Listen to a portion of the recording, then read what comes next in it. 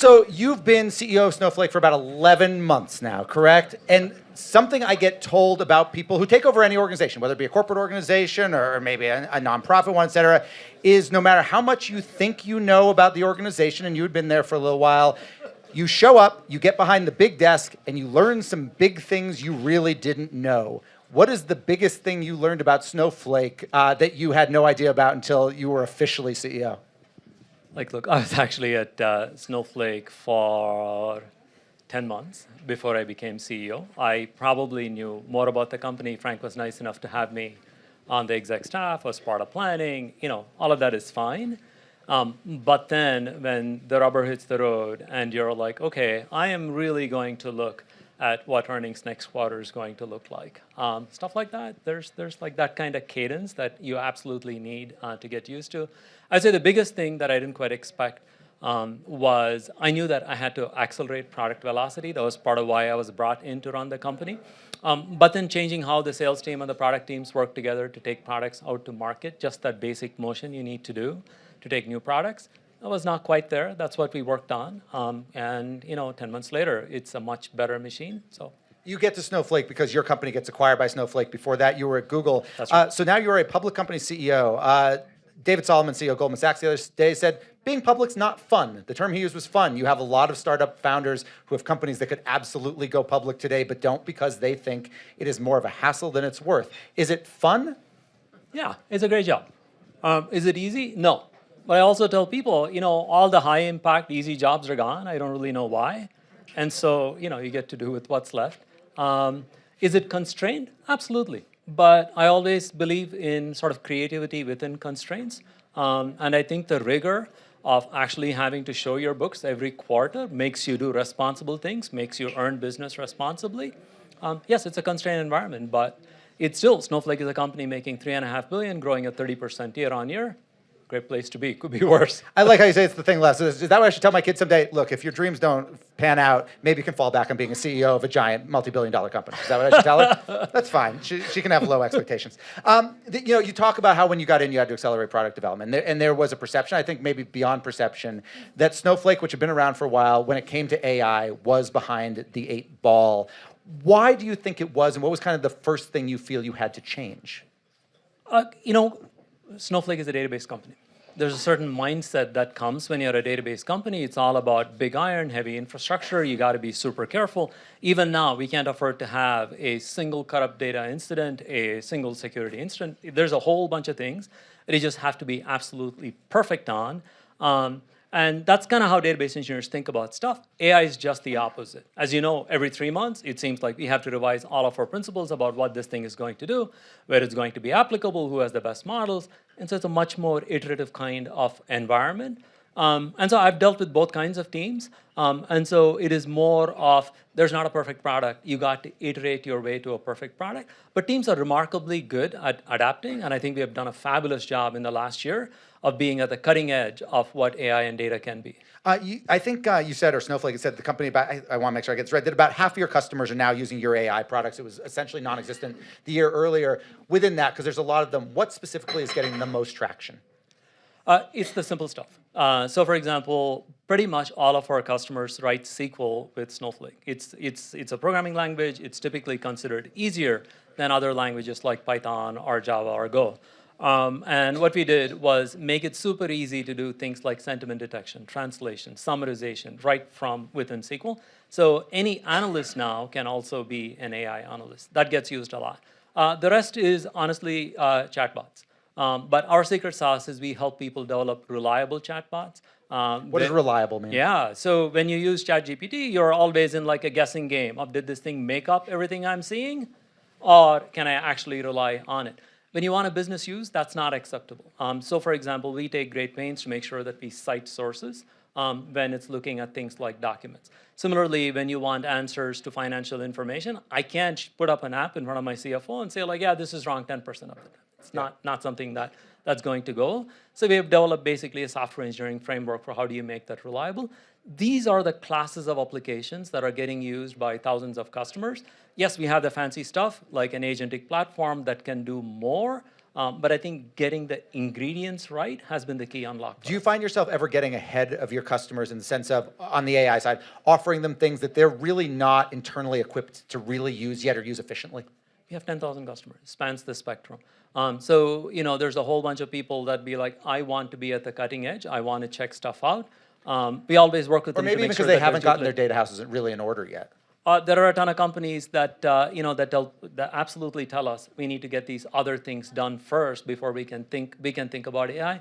I generally try to not get into like an either-or sort of conversation. There are things that AI can do for you, even if the entirety of your data estate is not perfect. It's our job, and this is a distinguishing factor of Snowflake, to make tech easy to use, and we are very, very proud of being able to do that. So I was in San Francisco last month with the CEO of Databricks. Yeah. And this predates you, this is your predecessor, but he and your predecessor had a lot of back and forths, public back and forths. And he said to me that I asked about competing with Snowflake, and he said, that is, quote, behind us.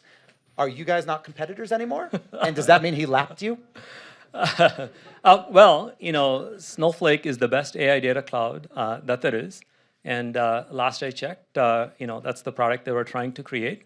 So I'm not quite sure what Ali means. But Ali also said they wanted to compete with, be more like Salesforce. So maybe they're doing SaaS software. He did say that. I did ask him, though, because they used to have a program called Snow Melt, I believe. And I asked if he had some sort of clever name for a Salesforce competing product. And he said, not anymore. Look, there's not, first, it's a very big market. Yeah. It's going to be, by some estimates, the data market, the data platform market is going to be $500 billion in 10 years. So there's plenty of business to go around. But when it comes to what Snowflake is, we prize simplicity and ease of use and how quickly people can get value from what they do. Their origin is more one of serving software developers. There's a lot of complexity. You have to spend a lot of people time and maintenance to do this. In that sense, we actually feel very good about where we are as a company. And I hear this repeatedly from customers. I spend a lot of time on the road, and that's the consistent message that I get. Absolutely, we have accelerated in places like AI, where honestly we were behind a year ago. So I feel very good about where we are, and that's the future. If you consider this were what you were charged with doing and have done as a kind of a company reset of sorts, is there something still big, assuming there's maybe it's a literal checklist of the big things you want to do, and you've talked about some of them, are there a couple major tasks that you haven't yet gotten to or haven't at least completed? Look, this is a world that's evolving very, very rapidly. It applies within a company. It applies to the products that we create as well. None of us actually knows what agentic AI exactly is going to do over the next 12 months. We think that, for example, Mark talks a lot about how things like service departments, service desks are going to get changed a lot. That's the obvious one. But in everything from, how do you make your software engineers way more productive? What are the best co-pilots that there are? How do you make professional services? We started a big project to use AI for essentially database migrations. Or how should your legal team work? I was honestly taken aback by how large our external legal bills were. That's when we started looking at, hey, what can we do? I hear AI can help in these areas. So I think there's a lot of change to come. The mentality that I try to put in my teams, I've run large teams before. I ran the ads team at Snowflake, is one that of relentless drive and excellence on an ongoing basis, because this is a time of just a lot of change. As we said earlier, you got to Snowflake via an acquisition of your company.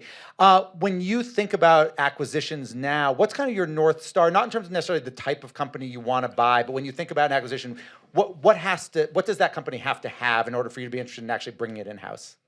It's a great question. I put it into two buckets. We do a lot of talent acquisitions. Small 3-4 person companies, not yet product market fit. And in those cases, we basically want to pay a modest premium to what you can think of as a market rate for those folks. That's one kind. We do a lot of those. Those are tuck-in acquisitions. Revenue acquisitions tend to be more tricky. For me, it comes down to math. Snowflake is valued currently at, call it, 13 times forward revenue. Most startups will fund, a little higher than that. A little higher, 50 times forward. Or infinite. Oh, you're saying if there's revenue, but yeah, fair. 50 times forward revenue. I need to justify for ourselves, what is it about this acquisition that is going to make these two numbers meet? If we can do that in 18 months, absolutely we'll lean into it. That's the kind of calculus that we go through. Your deal when you decided to be acquired by Snowflake was that you were going to stick around for 6 months. That's right. So if Snowflake gets a phone call from your corp dev guys about an acquisition, should that entrepreneur be sitting there thinking, "Oh, I don't love the deal, but I might get to be CEO when this is all over"? You're sticking there's around. a lot. There's a lot of chance and luck and happenstance in all of these things. Okay, so you talked about how you used to be at Google, and I want to make sure I get this right. When you made a comment after you got acquired by Snowflake that the window had largely closed to challenge Google on search, and since then we've seen obviously OpenAI and ChatGPT try to get into search. Do you stay with that? For consumer search? I'm sorry, not for enterprise.